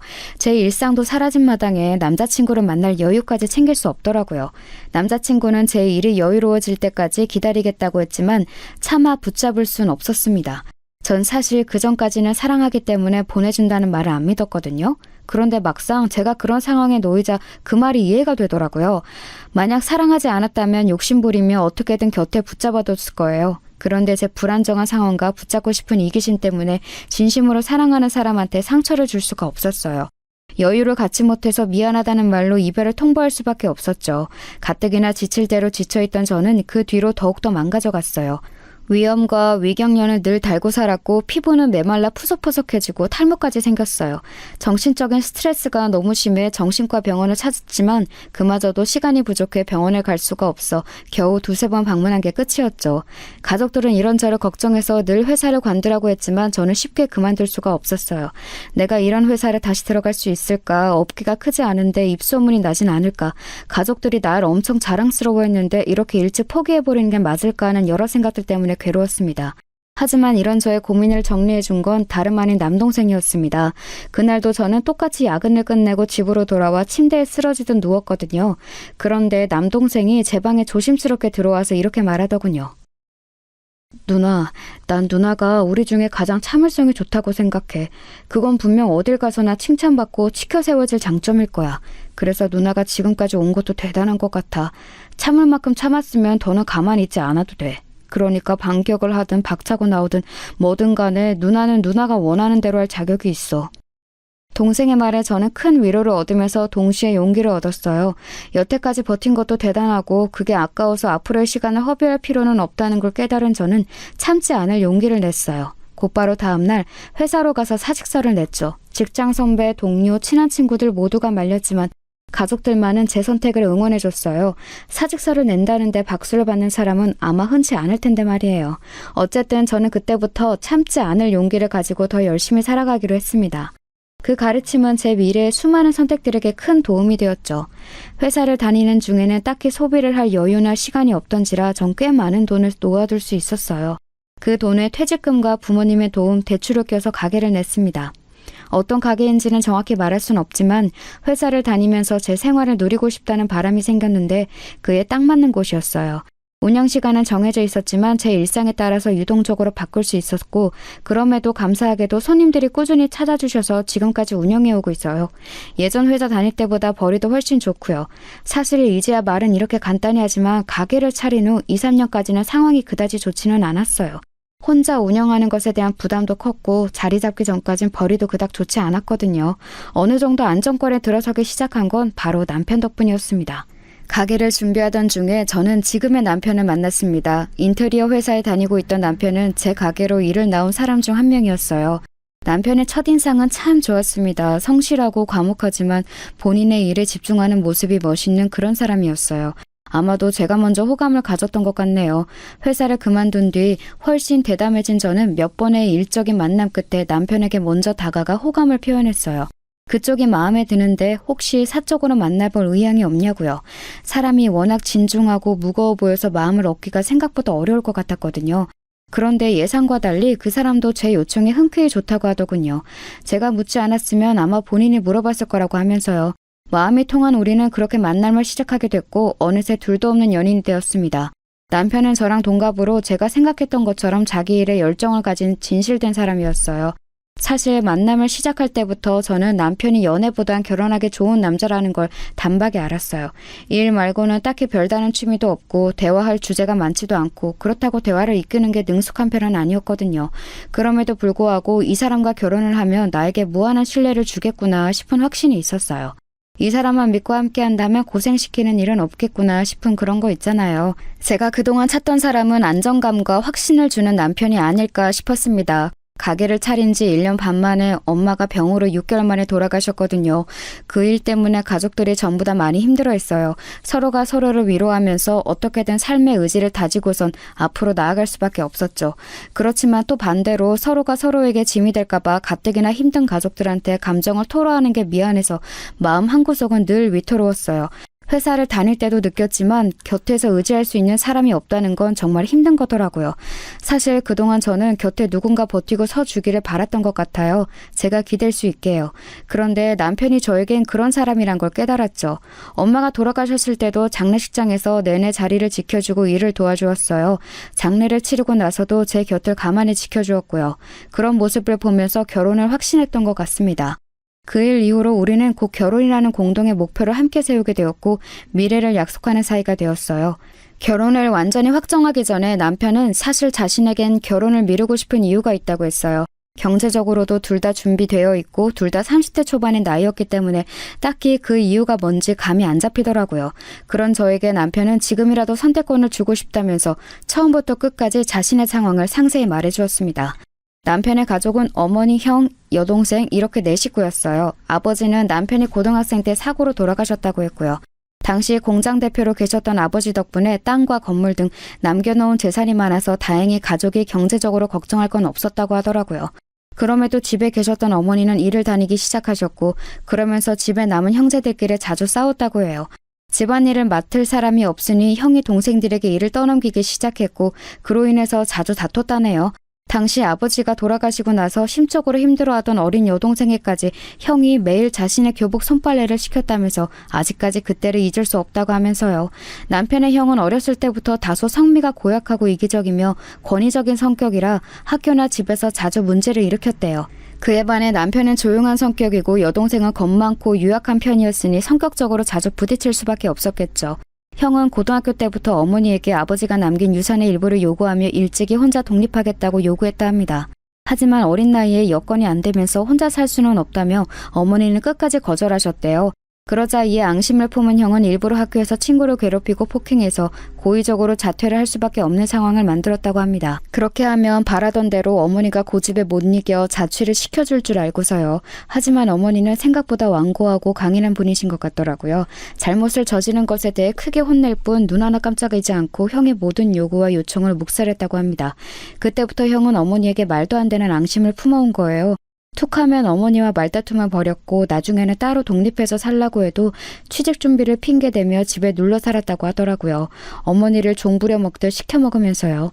형이 하도 어머니와 다투니까 여동생은 그 점이 불안해서 집 가까운 데 대학을 정했고 그렇게 셋이 함께 살았대요. 그런데 여동생이 갑자기 10살 많은 남자와 일찍 결혼하게 돼서 집을 나오게 된 겁니다. 그러니 남편은 형과 어머니 둘이 사는 게 너무나 걱정된 거죠. 하지만 남편의 직장은 당시 본가와 멀리 떨어진 다른 지역에 있었고 그렇다고 해서 어렵사리 구한 일을 그만둘 수 없었대요. 이런 남편의 걱정을 아셨는지 어머니는 괜찮다고 걱정하지 말라고 누누이 말씀하셨다고 합니다. 남편은 그저 자주 집을 찾아가는 수밖에 없었죠. 30대 초반까지 취직도 안 하고 집에 얹혀 살던 형은 다행인지 뭔지 연애를 하면서 집에 오는 일이 적어졌대요. 연애할 돈을 달라고 행패를 부려도 어머니가 끝까지 주지 않자 그제야 조그만 가게에 매니저를 취직했다는군요. 이후 식도 안 올리고 곧바로 혼인신고를 해 따로 살게 되었답니다. 그제야 남편도 마음이 놓였고 어머니를 본인이 있는 지역으로 모실 생각이었다고 합니다. 그런데 결혼했던 여동생이 2년 만에 이혼을 한 겁니다. 그것도 애를 못 낳는다는 이유로요. 그 신랑이란 작자는 나이만 많은 줄 알았더니 사상도 늙어빠진 인간이었던 거죠. 어머니는 여동생이 너무나 걱정되어 남편의 지역으로 올 수 없다고 하셨대요. 그렇게 여동생과 어머니가 함께 지내게 되었는데 평소 상심이 너무 크고 그간 마음이 많이 힘드셨던 건지 어머니가 결국 뇌졸중으로 쓰러지신 겁니다. 당시 여동생 또한 마음의 병이 커서 홀로 병간호를 하기는 역부족이었대요. 요양원에 보낼까도 생각해봤지만 한평생 자신들을 위해 희생해온 어머니를 곧바로 외면하는 것 같아 그럴 수 없었다고 합니다. 방문 요양사를 부르면 어머니가 극도로 예민해지고 날카로워져서 오히려 약효과라 하고요. 결국 가족끼리 안에서 해결해야 하는 문제였기에 남편이 일을 그만두고 지금 살고 있는 이 지역으로 온 겁니다. 그렇기에 남편은 몸을 제대로 가누지 못하는 어머니를 두고서 쉽게 결혼을 생각할 수 없었던 거예요. 여동생이 있긴 하지만 아무래도 결혼하면 집사람 또한 어머니 병간호를 함께 해야 할 테고 완전히 자유로울 수 없는 자신의 상황을 이해해야 하는데 그게 쉽지 않을 것 같다고요. 이 긴 이야기를 남편의 차분한 목소리로 듣는데 어쩐지 눈물이 났습니다. 남편이 딱하고 가여워서요. 그간 얼마나 마음고생이 심했을지 상상하면 눈물부터 나더라고요. 물론 병간호라는 게 낯설고 두렵지만 그런 이유로 사랑하는 남편과 헤어질 순 없었습니다. 오히려 제가 남편을 얼마나 사랑하는지 깨달은 계기가 돼준 것 같았어요. 그래서 남편에게 남편이 짊어지고 있는 그 짐을 제가 함께 나누겠다고 말했어요. 함께 나누고서 같은 발걸음으로 나아가겠다고요. 그러자 남편은 눈물을 흘리며 연신 고맙다고 했습니다. 몇 배로 갚아가며 살아가겠다고 약속해 주었고요. 이런 상황을 전해 들으신 저희 부모님은 사실 이 결혼을 그다지 달가워하시지 않으셨어요. 아픈 사람의 간호를 하는 건 같은 가족이어도 힘든 일인데 이제 막 신혼생활을 시작한 어린 네가 감당할 수 있겠냐고 하셨죠. 어쨌건 예상한 반응이긴 하지만 솔직히 저도 자신은 없었어요. 그렇다고 자신 없다고 해서 물러서고 싶진 않았습니다. 남편처럼 생각이 깊고 배려심 있는 사람을 다시는 못 만날 것 같았어요. 게다가 당시 남편이 가게 내부에 대해서 이것저것 조언해주고 운영에도 크게 도움을 준 덕분에 일이 잘 풀린 게 사실이긴 하거든요. 결혼하고 나면 남편도 직장을 정리하고 저와 같이 가게를 운영할 계획이었고요. 이런 이유를 들면서 저에게 얼마나 필요한 사람인지 피력하고 이전에 부모님이 실제로 남편을 만났을 때 사람이 진국이라고 했던 걸 다시 꺼내어 얘기했죠. 그렇게 부모님을 설득하고 또 설득해서 결혼을 허락받을 수 있었네요. 남편의 어머니는 저희 시어머니가 되었고 하나뿐인 여동생은 시누이, 집 나간 형은 시숙이 되었습니다. 하지만 당시에 전 몰랐던 거예요. 제 앞에 다가올 시련에 대해서 너무나 과소평가했던 걸요. 결혼 전까지 뵐 수 없었던 남편의 형, 시숙과 큰동서는 결혼식이 돼서야 처음 만났습니다. 그 전까진 남편도 함께 만나는 것에 대해 시큰둥했고 시숙과 큰동서도 일이 바쁘다 결혼식 때 보면 되지 뭘 또 따로 보느냐고 해서 여러 이유로 보지 못했습니다. 이제 보면 시숙은 실내에서 선글라스를 낀 채 껌을 짝짝 씹고 있었고 큰동서는 세상 화려한 주황색 원피스와 흰색 구두를 신고 나타났죠. 전 당시 시숙의 맨 처음 제게 했던 말을 잊을 수가 없습니다. 재수씨, 우리 처음 뵀네요. 제가 승우한테 재수씨 보고 싶다고 언제 보여줄 거냐고 계속 물었는데 식장에서 뵙게 하네. 여튼 결혼 축하합니다. 우리 동생 잘 부탁드려요.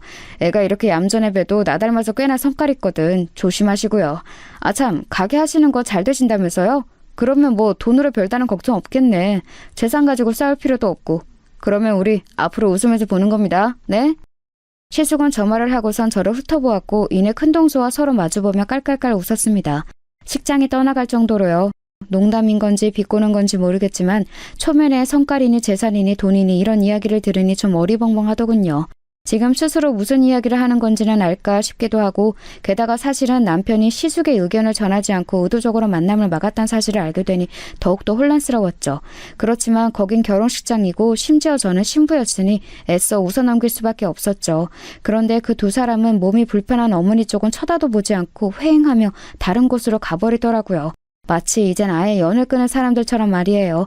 어머님을 챙기던 시누이는 그런 시숙 부부를 보고선 연신 욕을 하고 있는 것 같아서요. 직접 만나 뵙기 전까진 사실 저는 좀 오만한 생각을 갖고 있었습니다. 우리 집은 가족끼리 사이가 가까운지라 이렇게 뿔뿔이 흩어져 서로를 힐난하는 가족을 보니 마음이 너무나 불편했어요. 그래서 제가 이 집의 진짜 식구가 되고 나면 흩어진 마음을 모아서 다시 화목한 가족이 될 수 있도록 노력하려고 했습니다. 그런데 실제로는 문제를 일으키는 그 가족을 만나보니 쉽게 해결할 수 없던 이유가 있겠구나 싶더라고요. 차마 건드릴 수 없는, 건드리고 싶지 않은 분위기를 풍기는 그 사람을 감각적으로 피해야겠다는 생각이 들었어요. 결혼식을 올린 후 저와 남편은 시댁 근처 걸어서 5분 거리에 집을 구했습니다. 전 가게를 하니 직원을 쓸 수 있으니까 아침부터 낮까지 어머님을 간호했고 이후 시간엔 시누이가 재택근무를 하면서 어머님을 돌보았습니다.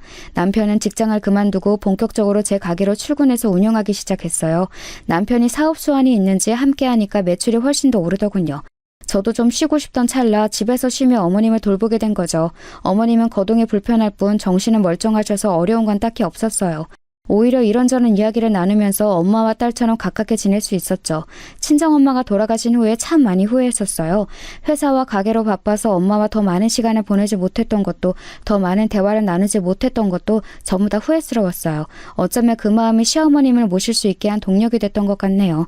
시어머님은 말의 속도는 느렸지만 어머님은 어떤 감정으로 말씀하시는지 얼마나 복잡하고 다양한 생각을 하고 계신지 쉽게 알 수 있었어요. 그래서 대화를 나누다 보면 그 마음에 쉽게 이입하게 되더라고요. 어머님은 무엇보다 자식들에 대한 걱정이 가장 크셨어요. 이혼하고서 말수가 적어지고 우울감이 커진 시누이도, 연락도 없이 뭐하고 사는 건지 모를 첫째도 전부 어머님의 근심거리였던 거죠. 저는 최대한 어머님의 마음을 편안히 해드리기 위해 좋은 말들, 재미있는 애깃거리를 찾아서 들려드리곤 했습니다. 날이 좋으면 어머님을 모시고 근교 공연을 가기도 하고 맛있다고 소문난 음식점을 찾아서 매일 포장해 집으로 가 함께 저녁을 먹었어요. 어머님과 시누이는 이런 저의 정성을 늘 고마워하셨습니다. 남편도 미안하고 고맙단 말을 밥 먹듯이 하며 살았죠. 저는 그냥 당연하게 생각하지 않는 그 마음들, 고맙다고 말할 줄 아는 그 마음들로 충분했습니다. 어머님을 간호하다 보니 우리 가족들 생각이 더 나서 친정아빠도 더 찾아뵙게 됐고 가족들한테도 더 자주 연락하게 되었어요. 주마다 가게가 쉬는 날이면 남편이 꼭 친정에 보내줘서 가족들과 시간을 보낼 수 있었죠. 자신이 모아둔 용돈까지 주면서 해외여행이라도 다녀오라고 등 떠밀어 주고요. 어머님도 종종 용돈을 주셨기에 충분했지만 그 마음들이 참 고맙더라고요. 그때까지만 해도 저에게 가족복이 있다고 생각했습니다. 또다시 어려운 상황에 놓였지만 사랑으로 차근차근 극복해 나갈 수 있는 그런 가족을 만났다고요. 그렇게 4년 반이란 시간이 흘렀어요. 어머님의 상태는 점점 악화되었고 말까지 어눌해지셨습니다. 빠른 사고가 되지 않았고 그러다 보니 의사소통도 힘들어졌죠. 병원에선 앞으로 더욱더 힘들어질 거라며 요양원을 추천하더군요. 가능한 제가 되는 데까지 모시고 싶었지만 더는 감당이 되지 않았어요. 시누이는 다른 남자분을 만나기 시작하면서 1년 전부터 따로 살게 되었거든요. 남편과 번갈아 가면서 병간호를 했지만 점점 힘에 부치게 되었습니다. 저희 부부에겐 별다른 선택지가 없었어요. 어머님 간호 때문에 미뤄졌던 아이 계획도 더 이상 미룰 수 없었거든요. 결국 요양원으로 모실 수밖에 없었죠. 어머님도 저희에게 미안하셨던 건지 알겠다고 그 편이 더 좋을 것 같다고 하셨습니다. 알아요. 그게 어머님의 온전한 진심은 아닐 거란 걸요. 하지만 어쩔 수가 없었어요. 때로 죄책감이 밀려올 때면 지금까지도 충분히 도리는 다했다고 스스로를 다독일 수밖에 없었습니다. 그렇게 어머님은 요양원에 머물게 되셨고 제가 일주일에 2번씩 찾아뵈면서 함께 시간을 보냈어요. 그로부터 1년 후 어머님은 결국 돌아가셨습니다. 남은 날이 많지는 않았다고 병원에서 들었지만 헤어짐의 때가 너무나 일러서 저도 남편도 많이 힘들어했어요. 그냥 제가 조금만 더 모시고 살 걸 후회도 많이 됐습니다. 하지만 이미 지나간 일, 그저 어머님이 가시는 길에 편안하기만을 기도할 수밖에 없었죠. 그렇게 장례를 치르는데 근 6년 만에 시숙과 큰동서를 처음 뵈었습니다. 살아계실 땐 한 번도 안 찾아오다가 장례 때 얼굴을 비추는 게 참 어이가 없더군요. 염치도 없는지 상주 행세를 하려고 하기에 남편이 막아섰습니다. 뭐 하는 거야, 형? 무슨 낯짝으로 왔어? 엄마 가는 길에 쟤라도 뿌리려고 온 거야? 이것 봐라. 재수씨, 내가 말했죠? 얘 한성깔 한다고. 야, 승우야, 내가 첫째 아들인데 상주는 당연히 나 아니야? 얼굴 좀 못 봤다고 가족이 남이 되냐? 피가 얼마나 진한데 너만 아들 행사하려는 거 엄마도 원치 않으실 거다. 남편은 화를 못 참고 시숙의 멱살을 잡았습니다. 친척들이 다 나서서 말린 후에야 진정을 할 수 있었어요. 시숙은 이죽거리며 귀엽고 상주 자리에 서 있었고 남편과 제 손만 끌어올렸죠. 그 와중에 큰동서는 앉아서 밥과 술만 축내고 핸드폰으로 드라마를 보고 있더라고요. 어이가 없어서 제가 다가가 말했습니다. 안녕하세요, 형님. 아주버님이 오랜만에 오셔서 그래도 자식의 도를 다하시려는 것 같은데 그럼 형님도 가족으로서 일을 도우셔야 하는 게 아닐까요? 그게 며느리의 도리니까요. 어머 동서, 말을 좀 섭섭하게 한다. 우리 지금 바쁜 와중에 시간 내서 어떻게든 온 건데 잠깐 쉬지도 못해? 그리고 딱 보니까 일 잘하는 사람 많네 뭘. 일도 해본 사람이 안다고 나처럼 굼뜬 사람 있으면 방해만 된다니까? 하나만 알고 둘은 모르는 스타일이구나 동서? 말할수록 속만 부글거리더군요. 어찌나 사람 속을 살살 긁는지. 하지만 거기까지는 약과였어요. 장례가 끝나고 나서 시숙, 큰동서, 남편과 저, 시누이 이렇게 5명이 모이게 됐습니다. 시숙이 오랜만에 형제 가족들끼리 모이자고 해서 어쩔 수 없이 모인 거였죠. 불편한 식사 자리가 계속되던 중 시숙이 본색을 드러냈습니다. 자, 이제 깔끔하게 정리해볼까? 아버지 돌아가시고 엄마가 유산 다 갖고 있던 거 알지? 내가 알기론 건물이랑 땅 다 해서 꽤 되거든. 엄마 돌아가셨으니 이제 형제들끼리 나눠야지. 승우, 너는 장례식 때 건너들이니 가게가 잘 되는 것 같고, 승희, 너는 어차피 홀몸이잖아. 설마 다시 결혼할 생각은 아니지? 어쨌든 그래서 내가 너희보다 나이도 많고 32까지 엄마를 모셨으니 상식적으로 너희보단 더 가져가야 할 것 같다. 비율은 5-3-2가 어떨까 하는데? 어이가 없어서 말문이 막혔습니다. 결국 모든 건 돈 때문이었어요. 돈 때문에 이제 와서 자식 행사를 하는 거였고 그 돈 때문에 우리를 이렇게 불러 모은 거였습니다. 큰동서도 옆에서 고개를 끄덕이며 맞는 말이라고 반응하는데 제 앞에 있는 게 사람인지 짐승인지 분간이 안 되더라고요. 아버님은 사고로 돌아가셨지만 일찍이 어머님에게 모든 재산을 돌리겠다고 공증을 남기신 게 있거든요. 그렇지만 어머님은 제대로 된 의사소통이 어려우신 상태였어서 유언을 남기지 못하셨어요. 그러다 보니 자연적으로 재산은 삼형제가 3분할하게 된 거죠. 하지만 저희는 그 돈 없어도 괜찮아요. 유산 안 받아도 저희 충분히 잘 먹고 잘 살 수 있습니다. 그런데 뻔뻔하고 영약한 아주버님네가 도무지 괘씸해서 안 되겠더라고요. 저런 사람들 주머니에 어머님의 재산이 들어간다는 사실을 도저히 용납할 수 없었어요. 남편은 그런 줄 알았다며 자리를 박차고 일어났습니다. 그 속내를 여기까지 온 거냐고 길길이 화를 냈죠.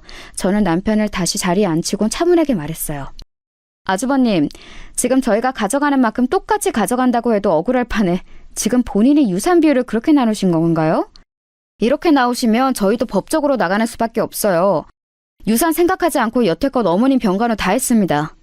그런데 지금 아주버님네 태도가 너무나 불쾌해서 저희도 이렇게 나설 수밖에 없겠네요. 그리고 말은 똑바로 하셔야죠.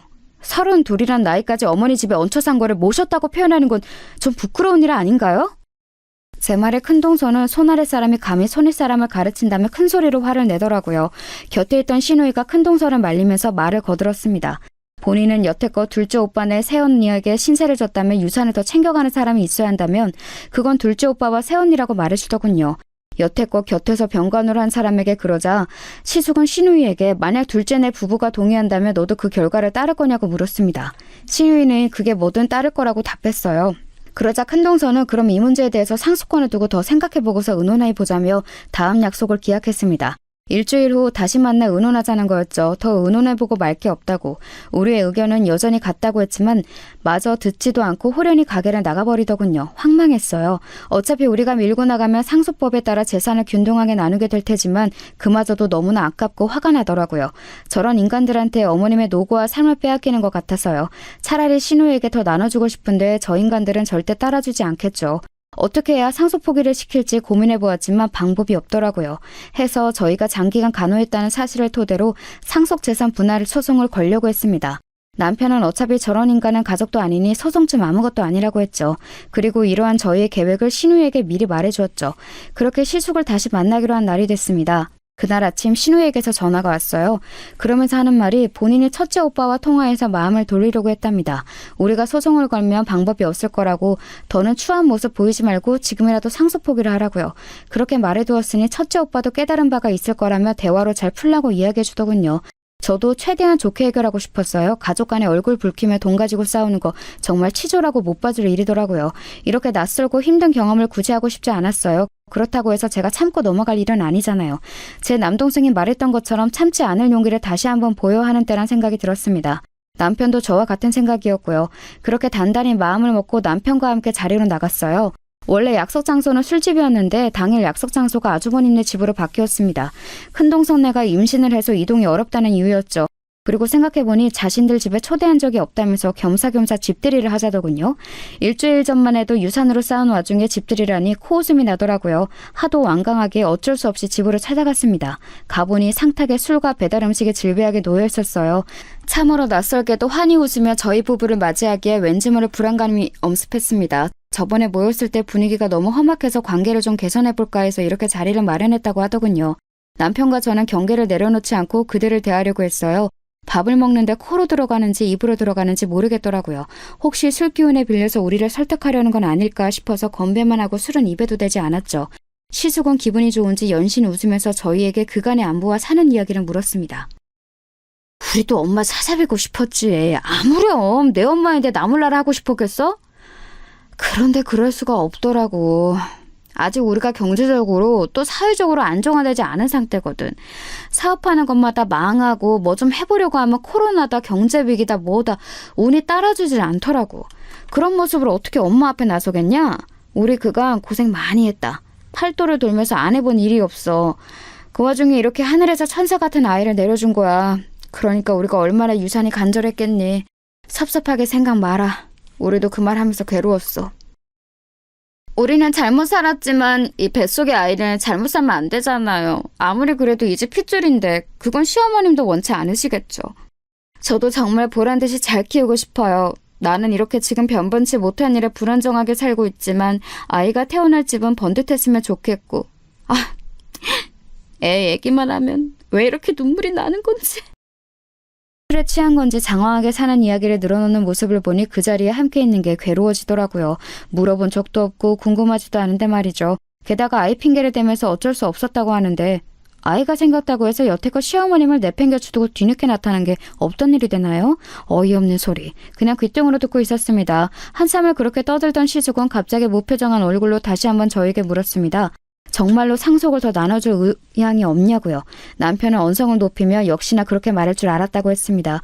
그전에도 말했듯이 그럴 의향 전혀 없다고 오히려 똑같이 나누는 것조차 억울하다고 덧붙였죠. 그러자 시숙은 알겠다면서 너희가 그런다면 어쩔 수 없지라며 허허허 웃더군요. 뭔가 이상했지만 그래도 원만히 풀리나 싶었습니다. 동서는 좋은 게 좋은 거라며 이쯤에서 평화롭게 풀자고 말했어요. 그러면서 술 안 먹을 거면 음료라도 마시라며 컵에 따라 가져다 주더군요. 남편과 저는 테이블에 술만 있어서 그간 마실 걸 한 번도 입에 대지 않았거든요. 안 그래도 목마르던 참에 동서가 가져다 둔 음료수를 벌컥벌컥 마셨습니다. 그리고 거짓말처럼 1분도 채 되지 않아 남편과 저는 미친 듯이 밀려드는 잠에 정신을 잃고 쓰러지게 됐죠.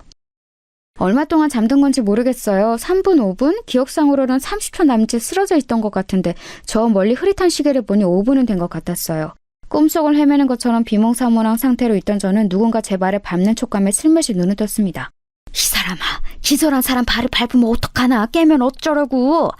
자, 다들 잠들었지? 여보, 이제 시작하자. 정신 똑바로 차리고 당신은 그냥 내가 시키는 대로만 하면 돼. 일단 가져오자. 마지막 말에 저는 순간 정신이 번쩍 들었습니다. 두 사람이 안방 쪽으로 걸음을 옮긴 순간 저는 벌떡 일어나 남편을 미친 듯이 흔들어 깨웠어요. 일어나라고 뺨을 연신 꼬집으면서요. 남편은 아직 완전히 정신이 들지 않았지만 다행히 일어날 수는 있었어요. 저는 지금 이 집에서 당장 도망쳐야 한다며 남편을 부축해 일어났습니다. 남편은 사태의 심각성을 안 건지 곧 정신을 제대로 차렸고 제 손을 잡고서 불이 나게 현관문을 열고 나갔습니다. 가장 아래층에 있는 엘리베이터를 기다릴 여유가 없어서 계단을 뛰어내려갔어요. 설상가상 그 와중에 넘어져 저는 다리까지 다치게 됐죠. 남편은 내려가면서 곧바로 경찰에게 연락해 신고했습니다. 저희가 문을 열고 내려가니 곧바로 이어서 시숙네 현관문이 열리는 소리가 들렸습니다. 그들이 곧장 따라오는 소리가 들렸어요. 공포영화가 따로 없었습니다. 지금 잡히면 정말 죽겠다는 생각밖에 안 들더군요. 다친 다리로 겨우 내려가다가 남편이 업히라고 해서 업힌 채로 1층까지 갔죠. 남편은 제정신이 아닌 상태로 급하게 내려오느라 무리한 탓에 1층 도착하자마자 구토를 했어요. 정말 아수라장이 따로 없었습니다. 주차장으로 바로 가야 하는데 겁이 나서 도저히 못 가겠더라고요. 그 상태로는 무리겠다 싶어서 경찰이 올 때까지 숨어 있기로 했습니다. 건물 뒤로 뛰어가 숨어 있는데 곧바로 두 사람 발소리가 나더라고요. 연신 욕을 해대면서 우리를 찾는 듯 했습니다. 아마 시숙도 술을 마신 탓에 온전한 정신이 아니라서 다행히 우리를 쉽게 찾지는 못하는 것 같았어요. 그때 경찰차 사이렌 소리가 들렸고 시숙과 동서는 도망쳐 다시 집으로 들어갔습니다. 남편과 저는 곧장 뛰쳐나와 경찰을 불렀어요. 그리고 경찰관들은 대동에 다시 시숙네로 찾아갔죠. 아마도 제 인생 중에 가장 급박한 순간이 아니었나 싶어요. 마치 첩보물 속 주인공이 된 기분이었죠. 경찰관은 집 안으로 들어가 제가 가리킨 대로 우리 부부가 마신 음료컵을 조사하기로 했습니다. 그런데 소름 끼치는 건 안방을 뒤져보던 중 그 안에서 노끈이 나온 겁니다.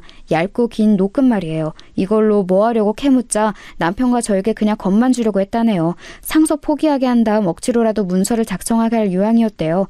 정말로 다치게 할 생각은 없었다면서요. 저희가 소송을 할 거란 계획을 듣고서 우발적으로 벌인 일이란 말을 듣는데 정말 온몸에 닭살이 돋았습니다. 말은 그렇게 하지만 사실은 목숨을 빼앗으려고 했던 건지 뭔지 누가 아나요? 동서가 준 음료에 타져 있던 게 바로 수면제였거든요. 저희는 그 수면제 음료 때문에 정신을 잃었고 다리까지 다쳤으니 이를 이유로 시숙과 큰동서를 상해죄로 고소했습니다. 우리는 더 이상 가족이 아니었죠. 그 뒤로 아직도 사건은 완전히 해결되지 않았습니다. 생각보다 복잡하고 긴 절차가 필요했거든요. 시숙과 동서는 아직도 오리발 내밀면서 자신들은 죄가 없다고 주장한다던데 아무래도 정신을 못 차린 것 같더라고요. 더 웃긴 건 뭔지 아세요? 임신했다는 것도 거짓말이었습니다. 애가 있는 배가 아니라 그냥 과식한 배였더라고요. 그것도 모르고 그 넙대대한 배를 보면서 임신 축하한다고 순삭했으면 좋겠다고 마음에도 없는 덕담을 했는데 그게 사람이 할 거짓말인가요? 하긴 이런 일까지 벌였는데 뭘 못하겠어요. 아무리 해도 우리가 눈 하나 깜짝하지 않으니 결국 수면제까지 먹인 걸 테니까요. 그들은 저희가 고소한 대로 죗값을 받게 될 겁니다. 남편과 제가 꼭 그렇게 끝이 나게끔 만들 생각이고요. 지금도 그때가 생생합니다. 갖가지 가정이 제 마음을 아직도 어지럽히고 있어요. 그때 동서가 제 발을 밟지 않았다면, 그래서 제가 눈을 뜨지 못했다면 어떻게 됐을까? 그때 남편이 일어나지 못했다면, 그래서 제가 끈을 가지고 나오는 그들과 정면으로 마주쳤다면 어땠을까? 난 맨정신으로 그들과 맞설 수 있었을까? 상상을 하면 할수록 힘겨워져서 어떻게든 생각을 떨쳐낼 수밖에 없었어요. 돈이 뭐기에 사람이 이렇게까지 만드는 걸까요? 갑자기 돈이라는 게 세상에서 가장 잔인하고 징그럽게 느껴지더군요. 만약 상속법에 따라 나눠지면 저희 부부는 모은 돈을 신우에게 전할 생각입니다. 그게 안 된다면 사회에 기부라도 하고요. 더 이상 이 문제로 속 시끄럽게 만들고 싶지 않았거든요. 살면서 정말 별의별 일을 다 겪는다고 하지만 이런 일까지 겪을 줄은 꿈에도 몰랐네요. 가끔씩 어머님의 꿈에 나옵니다. 눈물 맺힌 눈으로 저를 물끄러미 쳐다만 보시는데 마치 그간 고생했다고 애썼다고 못 볼 꼴 다 봤다고 위로해 주시는 것 같아요. 그 눈빛을 볼 때면 저까지 눈물이 차오르는 듯합니다.